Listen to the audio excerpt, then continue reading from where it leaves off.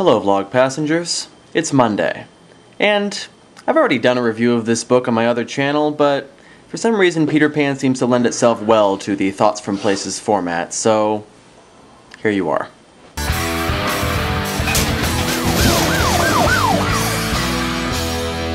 I'd never read Peter Pan before.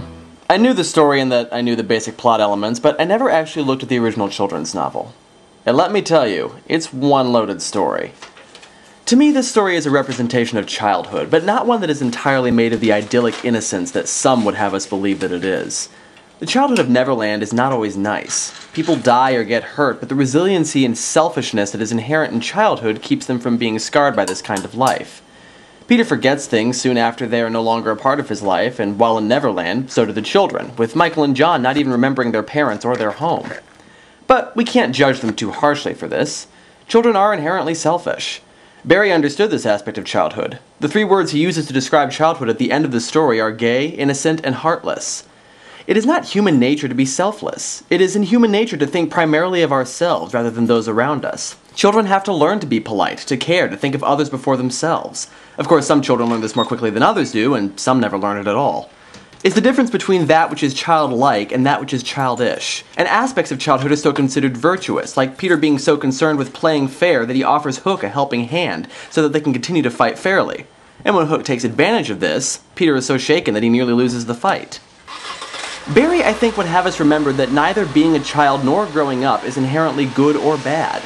We see this in Captain Hook, who never realizes that the good form that Peter exemplifies has everything to do with Peter being a child concerned with what is fair. We see this with Wendy, who stands on the boundary between childhood and adulthood, and who cares too much for others to be a child and too much for herself to be an adult. And we see this in Peter, who loves life and everything it has to offer, provided that he doesn't have to grow up to experience it. Though he doesn't die, Peter is every bit as tragic as a child who does die before reaching adulthood. He is a tragic figure because he isn't even aware that he is missing out on anything by being an eternal child. And yet the one thing that he seems to consistently remember is Wendy, and later Wendy's descendants. Sweet girls who mean something special to him, though he never understands what. The idea that he might be missing something will always haunt him, but this fear of becoming a man will keep him from seeking it out.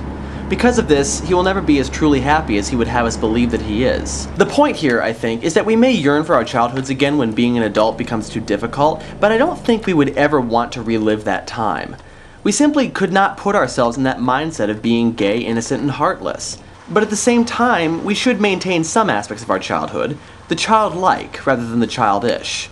Peter and Wendy have a great deal to teach us. What we choose to learn from them, however, is entirely up to us.